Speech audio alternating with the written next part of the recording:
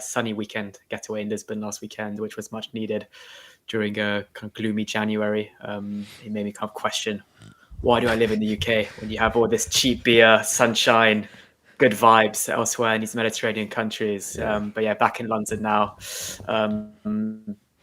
Got the game that happened on Wednesday we're going to talk about, but I'm going to say I'm looking forward to Sunday and Chelsea Wolves. But yeah, all good. How are you doing? Yeah, no, I'm good. Slowly calming down from the game Wednesday. It was just like I said, we're gonna get into it, but yeah, good.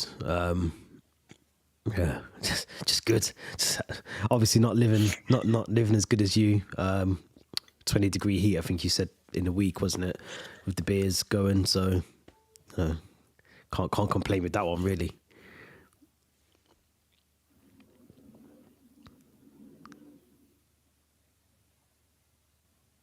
Yeah, no, Lisbon was good. Sunshine, good beer, and good company as well. But yeah, we're going to talk about Wednesday's game. That was a bit of a shambles, I'm sure. Like you're slowly calming down from it, but it's one of those games. I think there was a few of them this season. Maybe the Everton one, the United one as well, where it really kind of angered me and got me to the point where I was screaming at the TV. We might as well talk about it now. Before we do that, we should make sure you follow us on all our socials, Twitter, Instagram. There's going to be a lot of matchday content from the Chelsea Wolves game on our Instagram on Sunday. But yeah, Wednesday, Anfield, it's an 8:15 kickoff. I think it's a mix of things, if I'm honest. It's 50% we were awful. We were woeful. We were struggling to link our midfield to our strikers. Our defenders on the day look like headless chickens. They I mean, Badiashile, forget Monaco, Chelsea, French national team. He looked like he couldn't even get into the Newport or Sutton United team that day. He looked completely lost. I mean, I'm hoping for him it's just an off day, but that's been 3 games in a row now. The Wolves one where he made a mistake, which led to the Doherty goal. The Newcastle League Cup game where his mistake led to the Wilson goal. And then yesterday on Wednesday was just a calamity of mistakes from him. And then it's also a combination, I felt, of what was just a recurring theme this season, just referee decisions. VAR being a shambles as well, especially after what we saw yesterday during the Wolves United game and the Pedro Neto penalty. If that's given as a penalty and then VAR looks at it and confirms it's a penalty, why on earth is the ref not giving a penalty, not only for the Gallagher one in the first 20 minutes or so, but the blatant one on Nkuku when Van Dijk just swipes at his foot? It's in front of the ref's eyes, and it's more clear and obvious than when Badiashile fouled, was it Nunez or Jota, I think, for the Liverpool penalty. Yeah, Jota. Jota. It's baffling. But yeah, I think I'm trying to find some excuses. They are valid excuses, I feel, the referee calls and the VR decisions, because we could go 1-0 up. We could also bring it back to 3-2 with about, I think, 15 or 20 minutes to go. And then it's a game that we've got a game on our hands.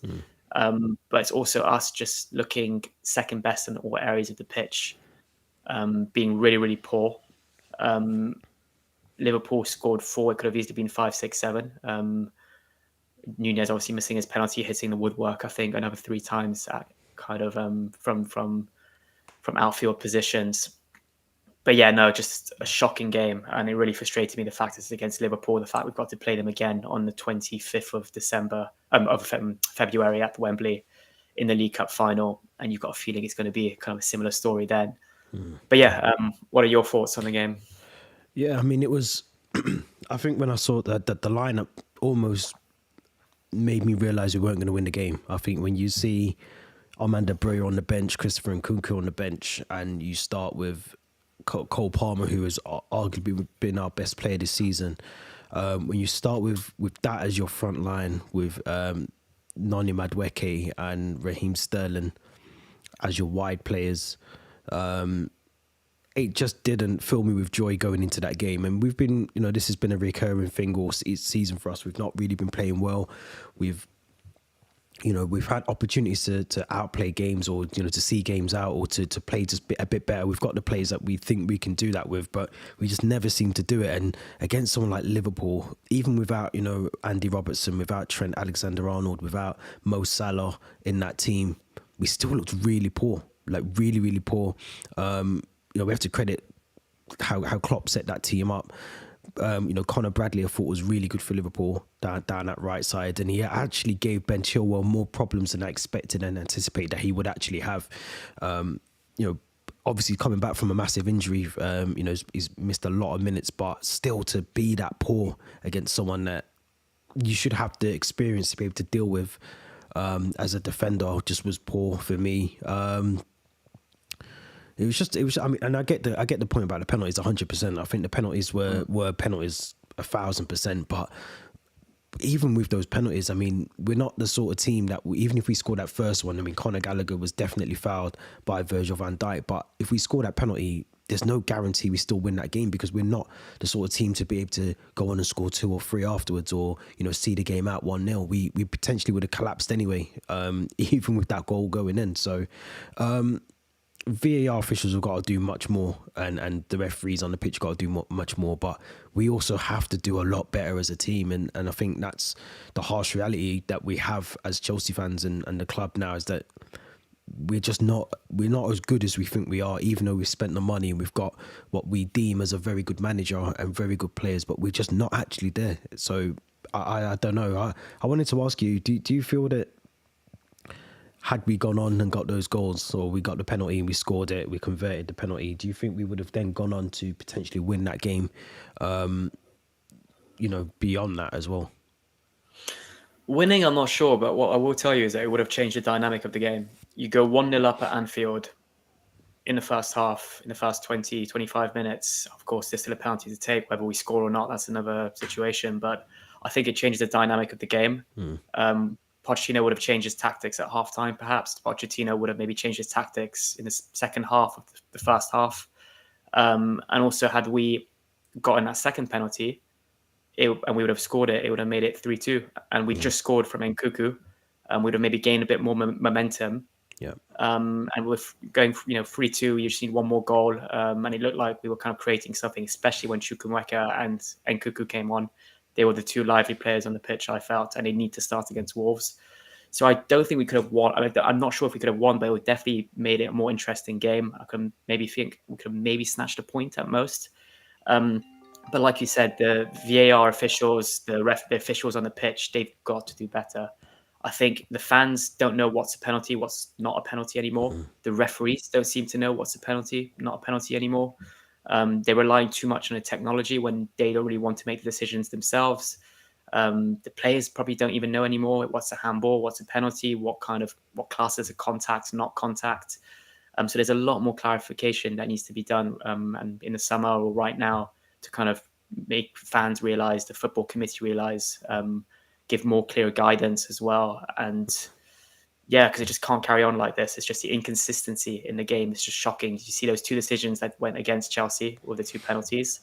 And then you see the Pedro Neto one with Wolves, which I still struggle to see where the contact was. It's the keeper's in his word of clear and obvious. What is deemed clear and obvious nowadays? Yeah. But I think it could have made the game more interesting had we scored those 2 penalties. 3 goals away to Anfield is always, you've got to be quite good to score 3 in the first place. Of course, we've done it before, I think, in was it summer 2020 when we lost 5-3 in that crazy game. But yeah, I still think we didn't deserve to lose regardless of the penalty decisions. I think we are complete shambles, and I think we did deserve to lose. I think we showed no creative. I think we had 1 shot in that first half. I think I lost count about the amount of Liverpool shots. It probably was at least 30, maybe just under 30 shots in the game.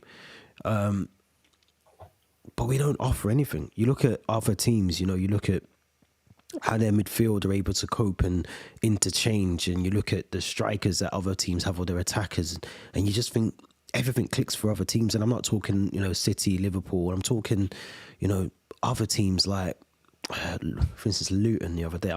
This is a really probably a bad example, but you see the way that Luton are playing at the moment. They're down at the very bottom. They're struggling for points.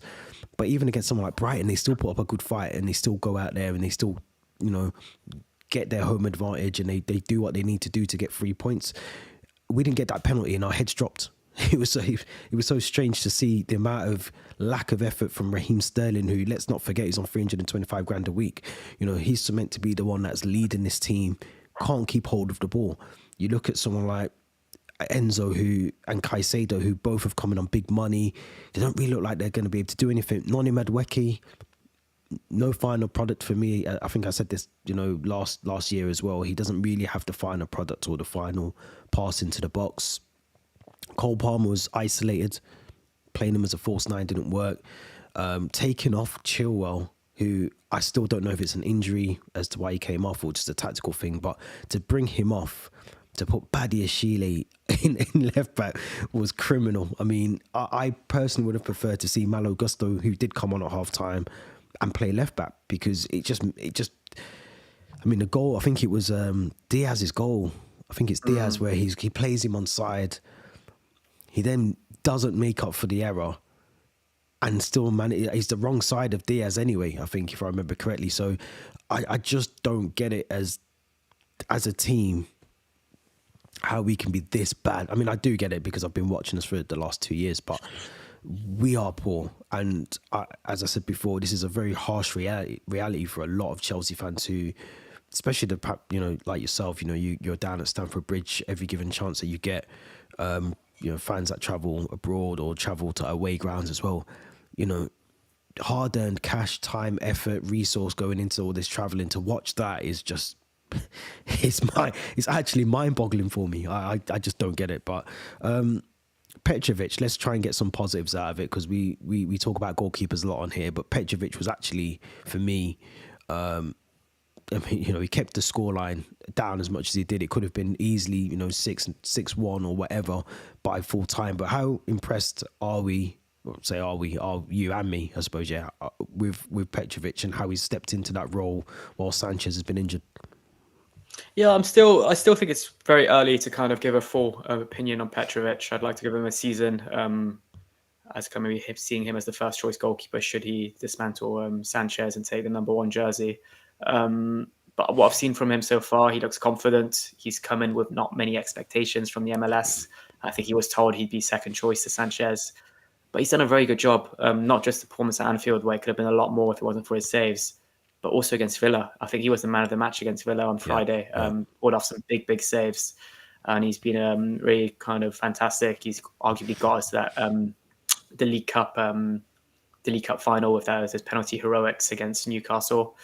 So yeah, I've been really impressed by him. I just still want him to kind of stay level-headed and just keep on doing what he's doing, because we have to remember we saw Kepa had a fantastic first season, win us the Europa League, and then it kind of went slightly downhill from there, or more than slightly, especially in his second season under Lampard. Yeah. So yeah, he just needs to stay level-headed and just continue doing what he's doing. And also Serbia Euros 2024 this summer in Germany. Yeah, he's going to be wanting to be the first choice. I'm not really sure where he kind of sits in the international team in terms of the setup, and if he's the first choice, second choice, or even if he's in the mix in the goalkeepers. But he'll be wanting to go to Germany and represent Serbia. If I'm not mistaken, Serbia are in the same group as England as well. So yeah, it will be interesting. But I do really hope he's on that plane to Germany, and he deserves it from what I've seen so far. Yeah, he's impressed me a lot. He's definitely impressed me. I look at some of those saves, especially, I think it was either Nunes or Diaz. I can't remember now, but one of them had a chance that was sort of parried over to the post, and it was a really good save from Petrovic. I agree with you. It is still early days, but there are a lot of positives to take from the performances that we've got to see from him. You're very, spot on with Kepa. Also Mendy, you got to remember when Mendy first came, we were singing him his praises and saying he's world class, which he potentially could be. But he definitely had a massive dip in form, especially after the African Cup of Nations. If you remember, he came back and he wasn't the same Mendy that we thought he was going to be. So it is still early days, but I think as I said, it could have easily been a larger scoreline for Liverpool Wednesday, because we were just that bad defensively. I mean, it's harsh because, people will pick out, Thiago Silva. They'll pick out particular players, and it is harsh on Thiago Silva. For me, one of the players that shouldn't even be in this. I've said this for nearly 2 years now, or just under 2 years. He should not be a first choice in this team at all, And there is a question. I mean, we'll get on to transfers later on, but two questions I've got for you. You look at the defenders that we have available to us. And one of the things that I look at Maurizio Pochettino, and he doesn't really do, or hasn't done at his time under Chelsea, is change things when it's needed. And I think you could argue, Wolves, Gary O'Neill is on Sunday. He probably knows all that because of it, we don't change anything. Is this now a time where we start thinking about maybe playing now Chilwell's back in the fold if he's not injured? A change of formation, maybe go back to 3 centre-backs. Do we instruct Trevor Chalobah back into this team, seeing as he's not obviously left in the winter window? There's so many options for Pochettino to maybe change something.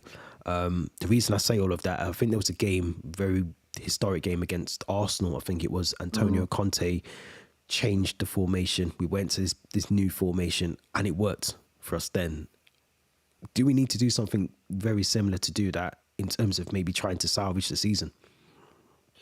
I think you've got to be a bit creative, innovative. We've tested things out. Don't get me wrong, though, before this game against Liverpool, we did go on quite an impressive run of wins. And I think we're 10 games unbeaten at Stamford Bridge.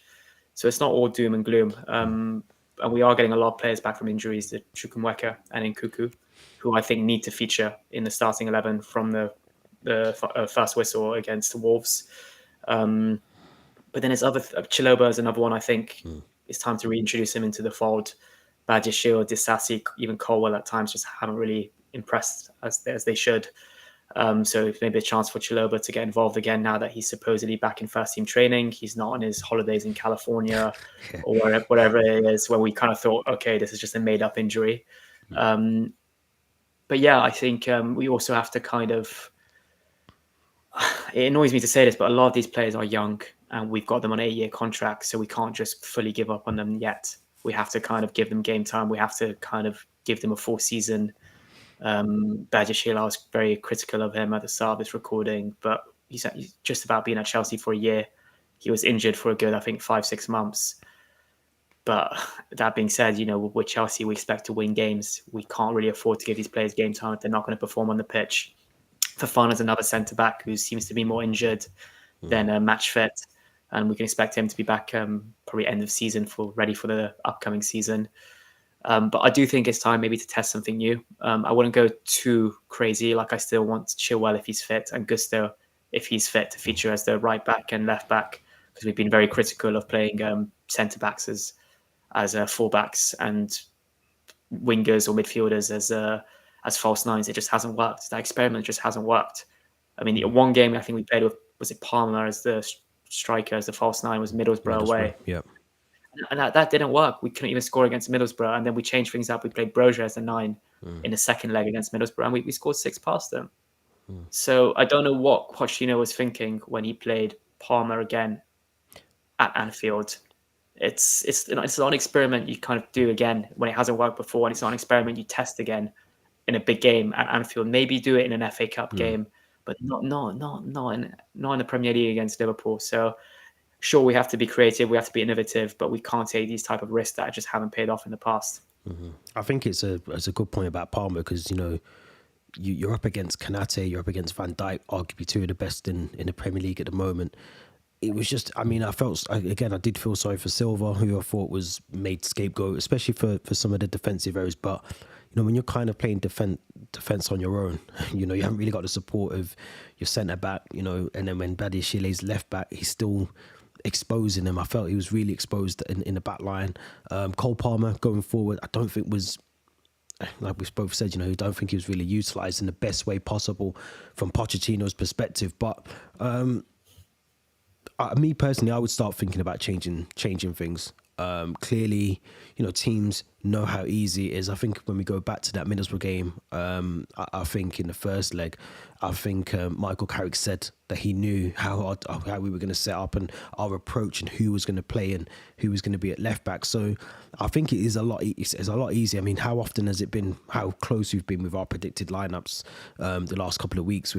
I know that stands at injuries, albeit, but how easy it is to kind of name our squad, how we're going to set up the approach to our, or the expected approach to our game. We don't always execute it well, but I think we need to change something. I don't understand why we're still heavily reliant on pressing with Tasazi and Badiashile, who clearly both of them are young, yes, but they've come in to do a job, and they're professional footballers, and they still, like you just said, Newport County, Sutton United, they probably wouldn't get a run out there. I mean, that was probably the worst, and the worst thing with Badiashile is he came into the team and he was playing really well, and if you remember, he got dropped for no real reason.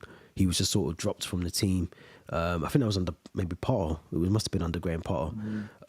He was just dropped, and then he kind of got injured. Then he came back, and he just hasn't really been the same since. So it could just be a confidence thing. But when you're at a club like Chelsea, you know, you don't have time to sort of feel sorry for yourself, or you don't have time to hope that you're going to have a good. You've just got to have a good game. You can't really come into it and think, well, you know, I've been here for 6 months, so maybe, you know, that gives me a bit of breathing space to try and develop. You just got to be able to kick on and progress and win things. So, you know, if I asked you now, I mean, this is one of the questions I was going to ask you, but if you could honestly name our standout players in that team, you know, who can we not have in that team, and it affects us. You know, you go back to when we had Frank Lampard in there. If we took him out of the team, how important he was. John Terry, Didier Drogba, Eden Hazard, you know, Petr Cech, you know, all these sort of players that we, you know, if they picked up a suspension or they got injured, you know, our whole week was ruined for the following week because we knew we were going to miss them. We haven't got any of those players in this squad, and we spent that much money. We still don't have like a Kevin De Bruyne. You know, we don't have someone that is so instrumental to how we play and what we do. There isn't. I mean, can you name you? I don't think you could name you one. Me. No, it's a good question. Yeah, and I think every single one of those players could get dropped and replaced, and we wouldn't miss the player that got dropped. The one person I think we would miss is Silva, but that's not so much for how he's playing at the moment; it's more for his experience and his leadership.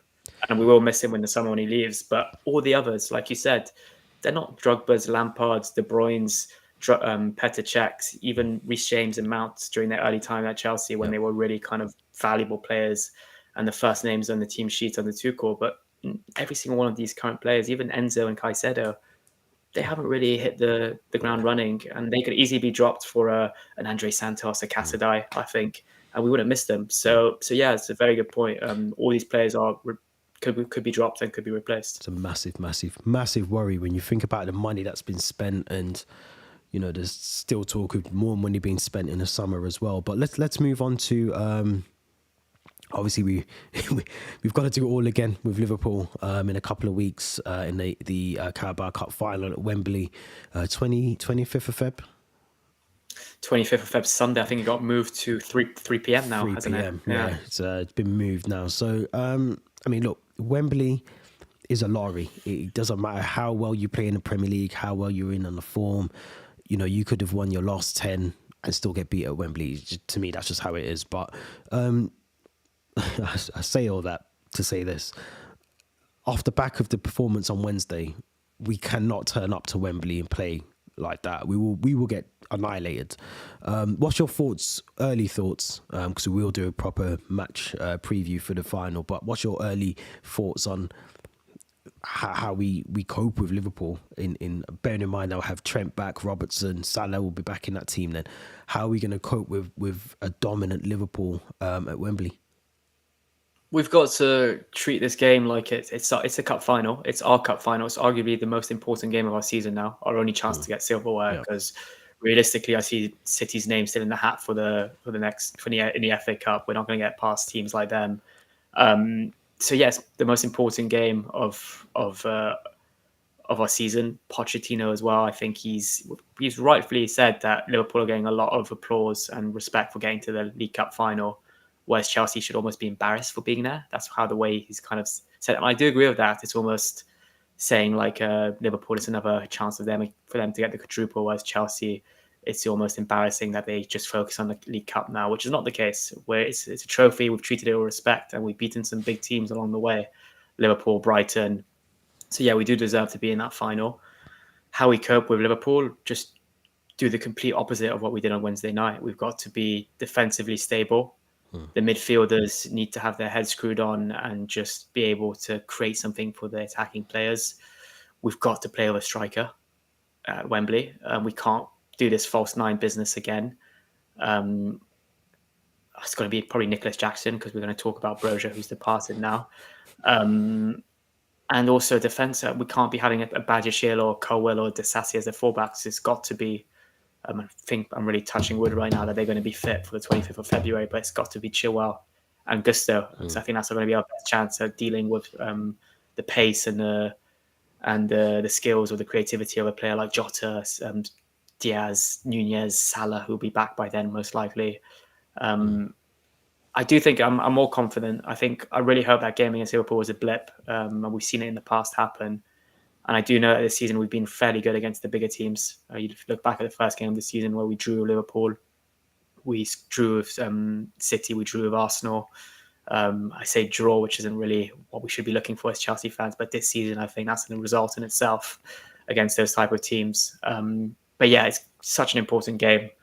I think it also could be a bit of a make or break, or kind of give Pochettino a bit more time should he start next season poorly as well. The fact that he won silverware in February. But yeah, it's going to be a tough one. I think it might plan out like the previous cup finals. It could be a draw and go to extra time. But I'm sure we'll be able to touch upon that more when we get more of an idea of who's fit, who's not fit, and closer to the time as well.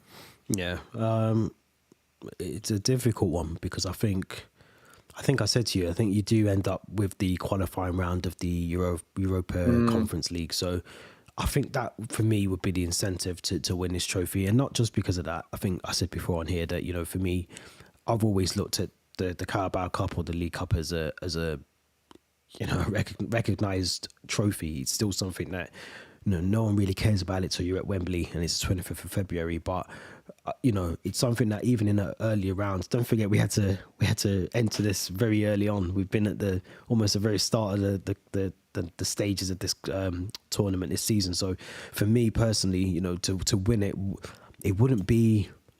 I wouldn't deem it a success. I wouldn't say it's a success. I think, especially the run we had quite a very good run in terms of teams that we've had to face to get to the final. But I wouldn't deem it a success. I would deem it possibly as a stepping stone to success. By that I mean next season, like you just said about Pochettino, it should hopefully buy him that time in the summer to hopefully address certain things in the the squad, and that possibly boost the atmosphere for going into that summer and the pre-season.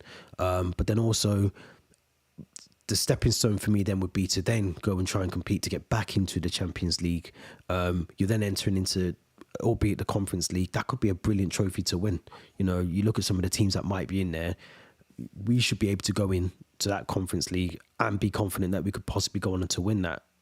It's another stepping stone for me. So for me, all these sort of small things that we could potentially win, the Carabao Cup, the Conference League, if we go on to get into that and win it, qualify for Champions League and start just building the team back, because I don't think we could, I don't personally think we'll be able to go from where we are now to in 2 years competing for the Premier League or competing for the Champions League. I think we're that wider apart now from, City, Real Madrid, Liverpool, PSG, Bayern Munich, whoever else. We're so far away from those sort of teams now.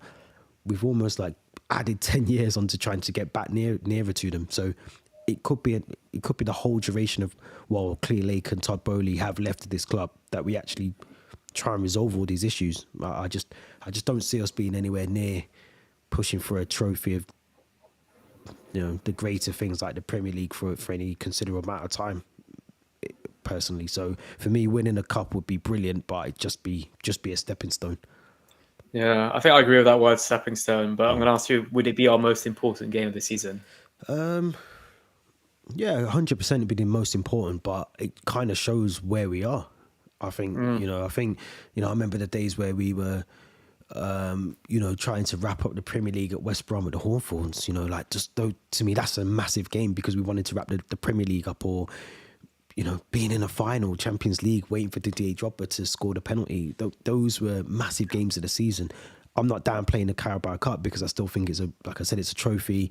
The players that will be there, they'll remember that for the rest of their lives. The fans that will be there will remember it as well. But it just shows not how far we've fallen, but just where we are in a pecking order. I think in terms of what do we deem now as an important part of the most important game of our season. This would just normally be like almost like a trial run for something else. Like the Champions League final or the FA Cup final or pushing on to get the Premier League. It used to be that for us, whereas now this is just what we're kind of putting all our eggs in that one basket, and it just doesn't feel the Chelsea way, does it? For me, it just doesn't feel the Chelsea way. Even in 2021 when we made it to the League Cup final and we lost some penalties to Liverpool, I was heartbroken. I was gutted.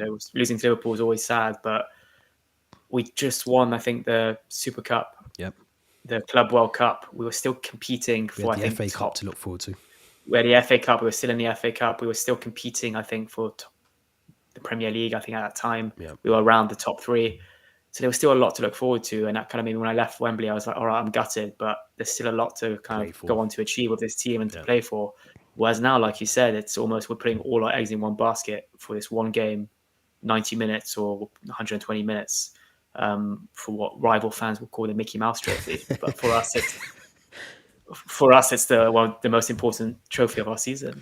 And there's nothing wrong with that. I think that, again, it goes back to that harsh reality comment that I made. This is just where we are as a club. We're just at this point in our club, and I generally think it will be years, not like 2 or 3 seasons. I'm talking, it could be 10 years before we even see the Premier League again. Chelsea fans might not agree with me with that one, but I don't see us winning the Premier League anytime soon, unless something drastic happens over the next 2 or 3 seasons in terms of the transfer window, in terms of those stepping stones that I just spoke about. If those things happen and we bring in right players and we get rid of some of the players, then maybe. But you said it before, some of these players are on 8-year contracts. We're struggling to get rid of Malang Sarr. So some of these players that are still here will still be here in 8 or 10 years. It's just the way that they've done the deals for them. So it's going to be harsh and hard for some people to accept that. But to me, that's just where we are as a club. So, but 25th of Feb, I'm sure we're all going to be there if we win. No one's going to care about on the day. No one's going to care about if anything else I'm talking about. We're just going to have the trophy to celebrate and bragging rights against Liverpool. So should be a good game. I was meant to be doing a half marathon in Brighton on that morning. Cancelled. So it's going to be tough. It's cancelled. I'll be in London to make it to Wembley for 3 p.m. That's for sure. The people of Brighton have, probably you won't be the only one. I think there'll be a few more probably dropping out as well. Definitely. Let's move on to, obviously, just mentioned Malang Sarr. Let's talk about some of the transfer news. Obviously, transfer deadline day was yesterday. I don't know about you. I didn't really keep up with it. I just knew, obviously, we weren't really going to be doing much deals, and I didn't expect any major development from any of the other clubs. So I just didn't really pay too much attention to it. But I did wake up and did think, with Broja being on the bench against Liverpool at Anfield, I thought, well, maybe he might just stay. I didn't think he would probably go, but biggest news, I think, for Chelsea fans was Armando Broja did get his move to Fulham in the end, a loan move. Question for you straight away. Is this a good loan move for player and club, or just player? It's a rubbish move for Chelsea and for Broja. Maybe Fulham get a player for 6 months who's got a point to prove, who wants to show that he's Premier League quality. But for us, what are we getting out of this? We're getting 5 million, I believe, if he makes under 10 Premier League appearances. It goes down. And it goes down if he makes more than 10 Premier League appearances. So it makes me think that either we get 5 million, which is peanuts for what we're trying to get out of, if we want to sell players like Gallagher, if we wanted initially 50 million for Broja. But it makes me think we're just sending him there to develop. And I doubt Fulham will be able to afford him in the summer either way. So it's a weird one. It doesn't really make sense for us. And especially when you look at what we've got, what we're left with now. We're one injury away to Jackson to not having a striker. Do we play David Washington? Do we play Nkuku as a false nine? Do we go back to the Sterling Palmer false nine experiment? It's a bit baffling, and I've always kind of said I've been relatively impressed when I've seen Broja. You look at when he played against Middlesbrough in the second leg. Sure, he didn't score, but he was creating things. I think he's got good aerial ability. We saw that goal against Preston, brilliant header. So yeah, I think I'm not really in favour of this move at all. I thought either we'd sell him, or we'd either get a lot of money for him and put that towards getting a big replacement in the summer, whether that be Tony, Osimhen. But loaning him out just doesn't make sense. It really doesn't make sense. It went from us wanting 50 million to us wanting 35 million to us wanting a loan with an obligation to buy to now loaning him out with possibly only getting 5 million out of the loan. And that's a possible 5 million, not even a guaranteed 5 million. So yeah, I just don't see what Chelsea get out of this loan. It tells me two things. It tells me, first of all, that it tells me first of all that the owners don't really know how. I mean, we all spoke about Marina Granovskaya when she was here and how she was quite hardball and she got the best deals done. It tells me that we've kind of lost that, and we're just we're throwing numbers out there, and we're just hoping that someone picks up the number and goes, yeah, I'll pay that. But if they don't, then we just start panicking and we'll just lower the number as little as possible to appease not just the club that we're trying to sell to, but also the player that wants to move as well. Because how do you go from a 50 million valuation? This was only last week. I think only last Thursday I was reading that he's valued at 50 million. A couple of clubs, I think Wolves were one of the ones that were interested in a loan at first, with a potential obligation to buy as well. How do we get down to the point where we've almost got our pants pulled down because we literally don't have the fee that we really want from it in terms of a buy? There's no clause in there to obligate or activate any sort of fee after the loan. And we might end up with nothing anyway, because I think Fulham will actually utilise Broja just so they don't have to pay the fee. So for Broja, I think it's a really good move. I think he will really do well at Fulham. I think, there was talk, I think, of them trying to bring in I can't remember if it was Mitrovic again, actually. It might have been. I can't remember. I think there was talk of that at Fulham. But, they actually will do well with him. And, you think about, I watch Fulham quite a lot, which is strange. But, they have a really good squad behind their attacker or their attackers. And I think if they could put Broja in there, I'm thinking about Willian, whipping in some of those balls. He's Harrison Reed as well. I will be. Yeah, Kearney. Yeah, it's good players. There's some really good players in that Fulham squad. So I think him going there, perfect move. Doesn't have to relocate. Everything is still around him. He's a stone's throw from probably where he lives already. Anyway, training. I'm not sure where Fulham train, but I can only imagine it's not too far from Motspur Park. I think it's around Morden, South London. Yeah, so it's not that far of a journey. No different to him probably going to Cobham or somewhere else. So it's a win for him, 100%. But what happens in the summer? What happens in the summer now? No, you're right. That's the thing. Yeah, you're right. Yeah. You're right. I think from Chelsea's perspective, obviously they've made it very clear that they want to try and get rid of players in the summer. The ones who come with the pure profit. Gallagher, Broja probably be the two big ones at the top. Chalobah probably another one. This is probably putting Broja in a window for me. This is putting him in the shop window to say, look, this is what this boy can do.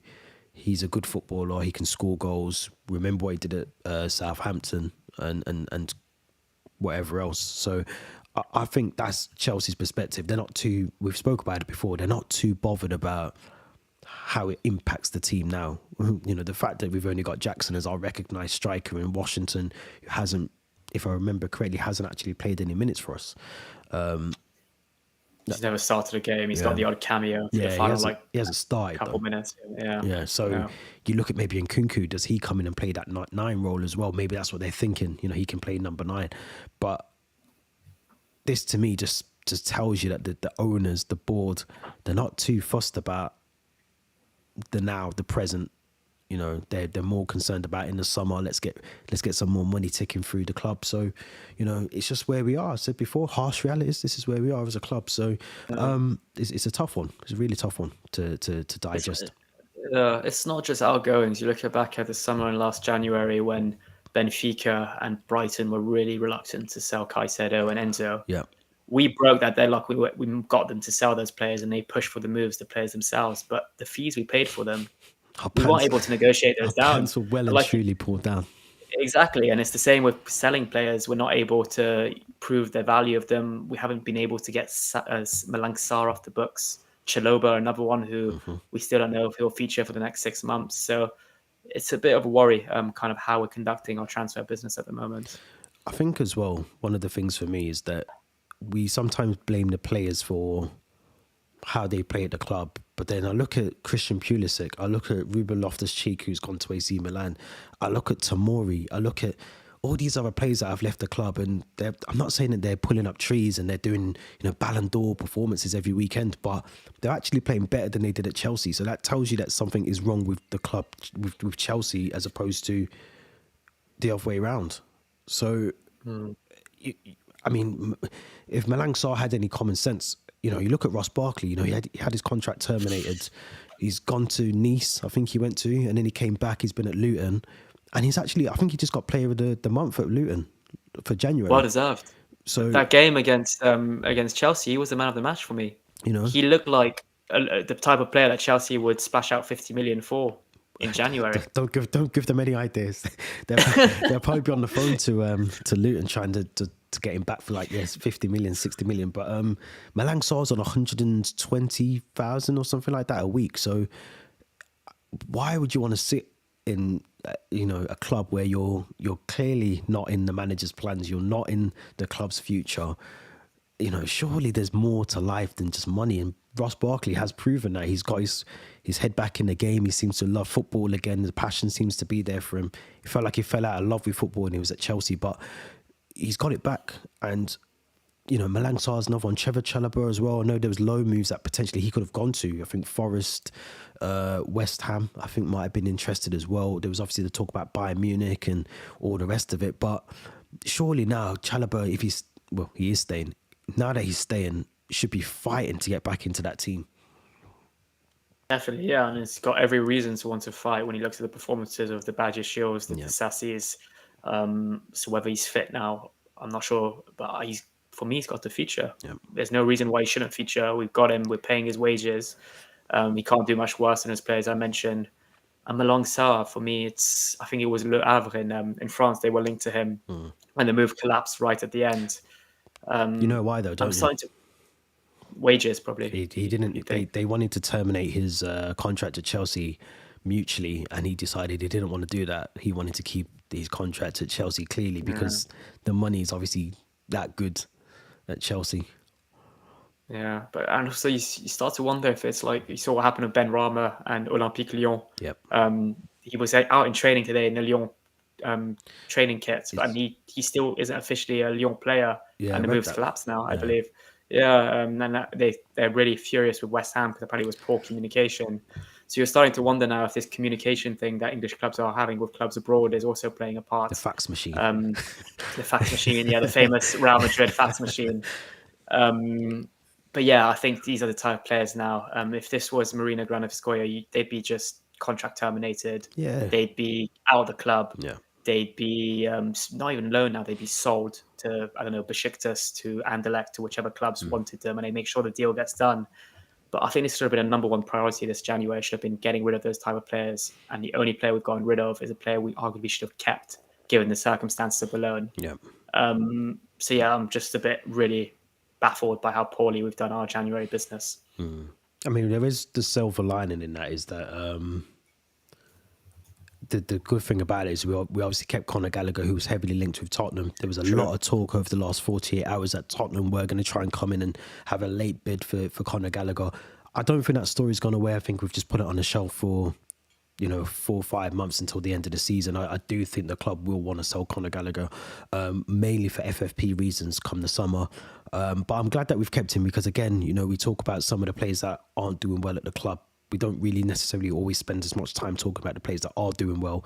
And Conor Gallagher is one of those that, for me, again, proved why we needed him in that team. He kind of changed it when he did get involved on Wednesday against Liverpool. But again, you look at the Washington. I think we paid 20 million for Washington. Andre Santos has just joined Strasbourg, which I know there's still a bit of unrest there at the club with the ownership and everything else. So I don't know. I think we're in such a. This is why I say I don't think we'll win the Premier League for 10 years, because I think we're in such a mess in terms of transfers, results on the pitch. I clearly don't see if. I mean, we're 2 years into this. Don't forget, we're 2 years into the whole thing with Todd Bowley, and clearly we still don't know what the project is. We still don't know what our best 11 is. We still don't know what we're trying to do and adapt on the pitch. This is 2 years into the making. We still don't know if we've got any standout players or players that we need in the squad. We don't know anything, and we're 2 years into. I generally don't think Pochettino will be here in a year and a half. I don't think he'll be here this time next year. Yeah, honestly, I can see that happening as well. But yeah, this project is 2 years in and we still can't see it. We did do very well to keep Gallagher. I said number one priority should be to sell the SARS, the Chalobahs, the Broja if we wanted to sell him. But we did really well to keep Gallagher. And also when we bought back Andre Santos and we recorded Cassidy from Leicester, it kind of rang alarm bells for me that said, oh, okay, Gallagher's on his way then. So yeah, we've done really well to keep him. But like you said, those stories will kind of resurface in the summer, and those links to Everton, Newcastle, Tottenham will come back as well. I haven't done this for a few weeks on the pod, but I'm going to have to bring him up just quickly. Okay.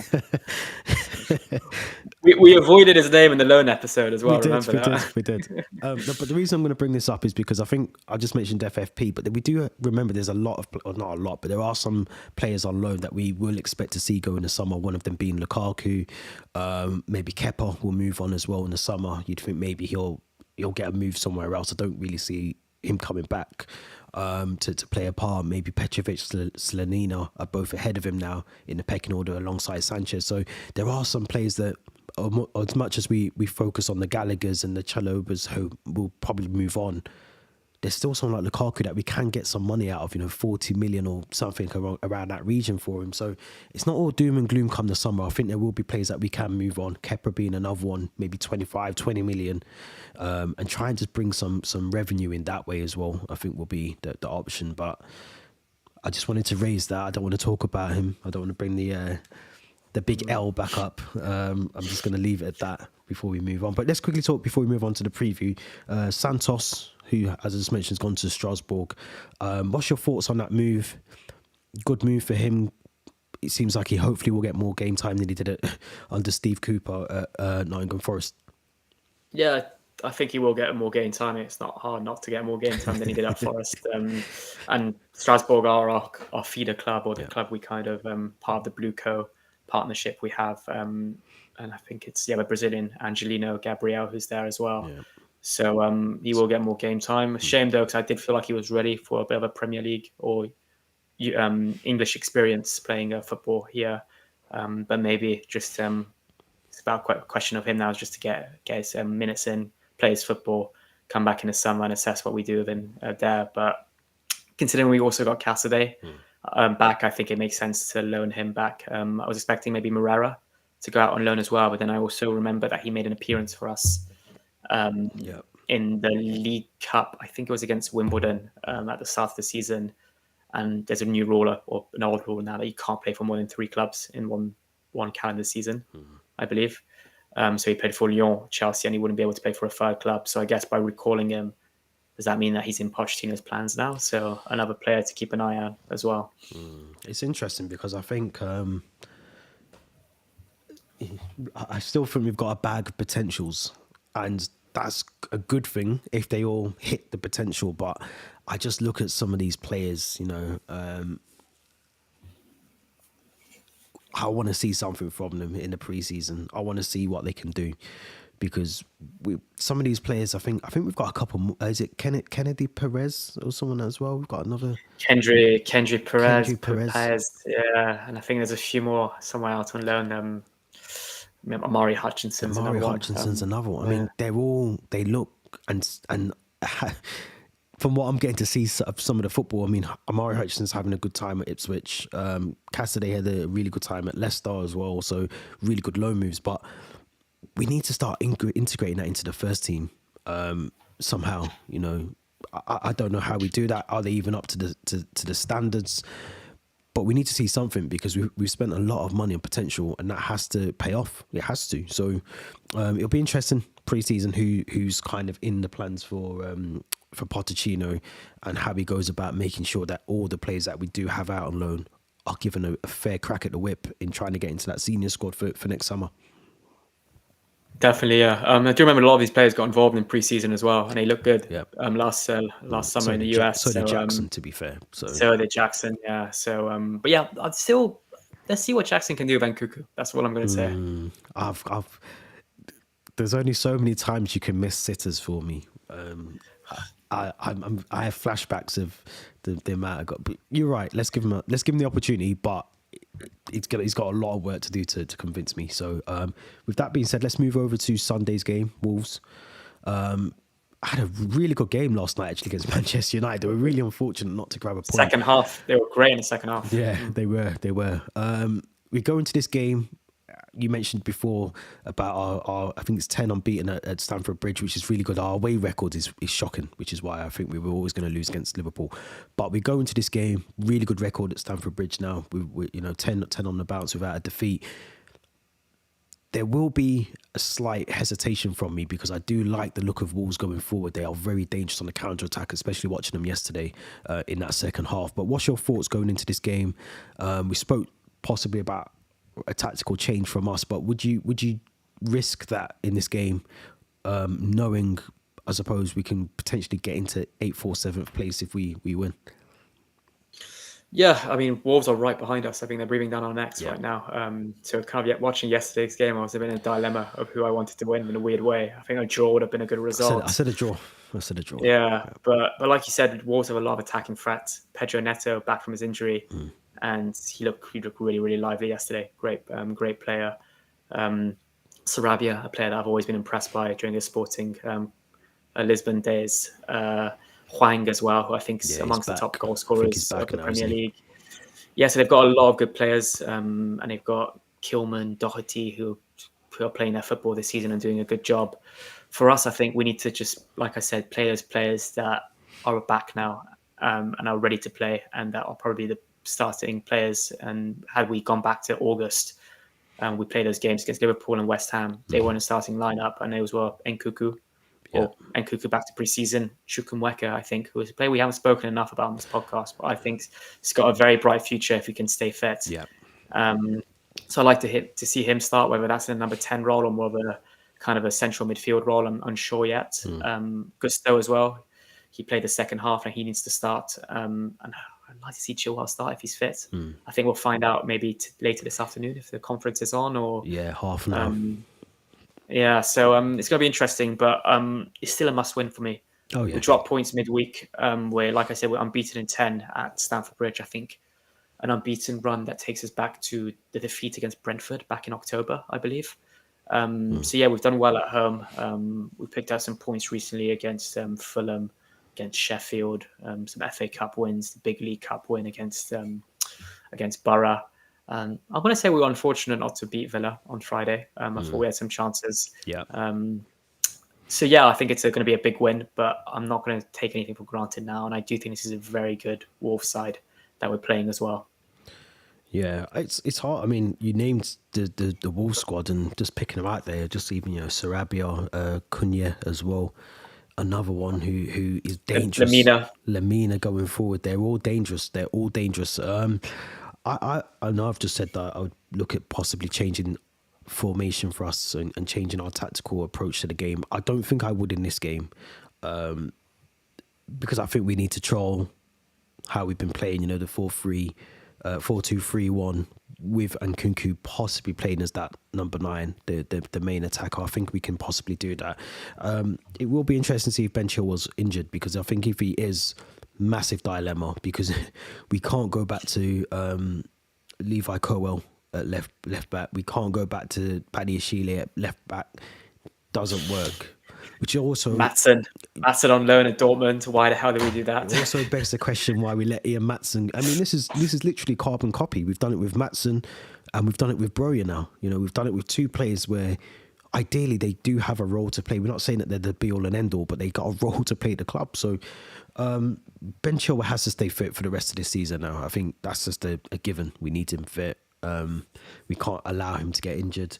I thought Malo Gusto, when he came on half time at Liverpool, really well. I think we didn't speak about Mudryk actually. The chance that Mudryk had, beautiful ball in by Malo Gusto. Beautiful. He's on the plate. Literally, you've just got to wrap your foot around the ball, keep it low. It's a goal. But that's what Malo Gusto can do for us. He can, he can take players on. He gives us a bit more than Dizazi does at right back. I know he's not naturally a right back, but he can do more going forward, and I think we need that. I agree with you about Carney Chukwuemeka. I think he's someone I'm still on the fence with him a little bit, and I don't know how and where I would put him in this team and who I would take out, because ideally I think he would take what Conor Gallagher's role currently is at the moment, and I'd play him there. But then do you shift Conor Gallagher back into that midfield with Enzo or Caicedo? It doesn't always work. I don't think he works well there. So it's where's the right place to put Carney Chukwuemeka? Is it alongside Enzo or Caicedo? Possibly, more likely, yes. But we have to win. I say all that because even without the 10 matches unbeaten, we go into that game. We should win. We should beat Wolves. There's no ifs or buts. We should be beating Wolves. That's no discredit to them, but we are the better team. We should be the better team. Definitely, yeah. And these are the type of games we win usually. Like any other previous season, Yep. At home to Wolves, we usually picked up the 3 points. So no excuses. But I do agree with what you said. I kind of like the idea of being a bit more creative or experimenting things with the lineup or the tactics. But this isn't the right game to do that. We've got Villa midweek on Wednesday. Yeah. That could possibly be an opportunity at Villa Park, but I think we should stick to our strongest 11 or players that kind of we can trust in terms of experience and leadership for this game, especially when we need the 3 points and to bounce back after Wednesday's defeat. I'm going to do it as we always do. I'm going to get you to predict your lineup. So I'm assuming we're going to go with. Sanchez is back in training now, so there is a shout that he might just walk back into the team. I hope he doesn't, because I think Petrovic should keep his spot. But what's your thoughts on the goalkeeper and who would you start? I think it's still going to be Petrovic, and I'm surprised to hear about that Sanchez because he posted something on his Instagram where his foot was all booted up. So I'm surprised he's back, and I still think he's got a bit of a recovery or reconditioning, that word Chelsea love to use. I'm going to go with Petrovic to start this one. And then my back four, and this is if Chilwell is fit, which I really hope he is, because he has to stay fit now. There's no excuses. It's going to be Gusto, Silva, Disasi, and Chilwell. Yeah, I'll go with that. I think that's the most logical after Wednesday. I think that's the most logical backline. Yeah. This is where it gets tricky off the back of what I've just said. But Moises Caicedo, for me, isn't a liability, but he's one of those players that I feel in a game against Wolves, very similar to Casemiro last night. I think he picked up a card about 3 minutes into the game. Wolves midfield is very physical, and I think Caicedo could be a flight risk in this game. I don't know if I play him. Well, it's a lesser of two, because Enzo can also be very hot-headed in these games. But I think I'd probably drop Caicedo. I think for Chukwuemeka. I think. I'd have to agree. And also we have to remember we've had quite a quiet January, but the fixtures are kind of piling up now. Midweek Wednesday, game on Sunday, and another game next Wednesday. Yeah. So we do have to kind of rotate and think about the Enzos, Gallaghers, and Caicedos who have played a lot of football this season. Yeah. So I'm going to agree and play a midfield two of Gallagher and Enzo with Chukwuemeka just ahead of them. Yeah, I'm in agreement with that. I think one of the things as well, we have to remember, Conor Gallagher only played 45 minutes on Wednesday, so you would expect him to start on Sunday. I think maybe that's why he was rested midweek as well. Wings as well, as another questionable one, because is it though? And maybe not. I think I'd probably drop Madueke, put Palmer right. My thing with Sterling is, I think, are we just playing Sterling because he's the most experienced, technically the most experienced player, the one that's on the high wages? And what are we actually not what are we playing Sterling for, but what does he actually offer us going forward consistently? Not against, I don't know, every now and again we see a bit of brilliance or he gets 2 assists. I'm talking about, 3 games back to back, solid 9 out of 10 performances. He doesn't give us that. So what are we actually accommodating Sterling in this team for? Yeah, it just seems like we list his name in our preferred lineups purely for that experience and the hope that he pulls off on those performances, like we saw against City, against Tottenham away from home when Tottenham were playing that high line. I think West Ham early in the season where he was amazing and he went through that purple patch. But then again, if you drop Sterling, who do you play instead of him? Madueke or Mudryk? I'd rather Sterling, if I'm honest. Yeah, it's a good point. It's a really good point. I just, again, it's what, how can we spend so much money and still not want to play a decent player on the left wing? It's embarrassing. I don't know. I don't know who else I could put there. Do you play Nkuku or Chukwuemeka on the wing and then maybe play Jackson now that he's back? Or it's a shout. It is a shout. It's a shout. That's a very good shout. Cassidy is another one that's back now and can't feature against Villa because he played for Leicester in the FA Cup. So do you give him a run? It's a good shout on as well. Sunday. So maybe you play Cassidy in midfield. You play Gallagher as the 10. You shift Chukwuemeka to the wing, and then you play Jackson or Nkuku as the striker. That's also an option. That's an option. I like your Nkunku one first. I think I put Nkunku. The only downside to that, it doesn't. I mean, if we shouldn't be, but if we are like 2-0 down, it doesn't give us any other attacking options off the bench. So I don't know why I'm like this, but I like to have attacking options on the bench, even if it's just 1 or 2. And obviously with Broja going, we don't have that. I suppose Washington possibly would be that, but Sterling. It's going to have to be Sterling because I don't think I could put Jackson back just straight into the team just because of not my hatred. That's a strong word, but my dislike to how he's played for us so far this season. But I would have to go for Nkunku as my number 9. I'd have to agree with that as well. That was my. It's not going to be the lineup, but it's my preferred lineup. It'll be the lineup. It probably will be. It will be the lineup, I think. Score lines. Let's go to score lines in terms of what we think. I think it was 3-0 last year. Well, we played Wolves. It was 3-0. Yeah, Pulisic, Havertz, and Broja actually got his first Chelsea goal that day. Yeah. I think it's going to be a miracle to beat Wolves at home 3-0 this season. Never say never. I mean, it shouldn't be a miracle. I mean, this is. I mean, it should be. You're right because of where we are. But I just think in terms of past times, this should not be a miracle against Wolves. It's harsh realities. Yeah, we would have had one more day to rest as well. That's a good point. You've got to take that into account. I'm going to go 2-2. I think it's one of those games where we're going to look really attacking, but I think we'll concede some, especially if Wolves play like they did in the second half against United. They'll score more than one, I think. So I'm going to go with 2-2. I'm going to go 1-0 Chelsea. Heart tells me 1-0 Chelsea, but my head's telling me 1-1. I think Wolves will want blood after last night's game against United because they actually played really, really well that second half. They fought to the very end.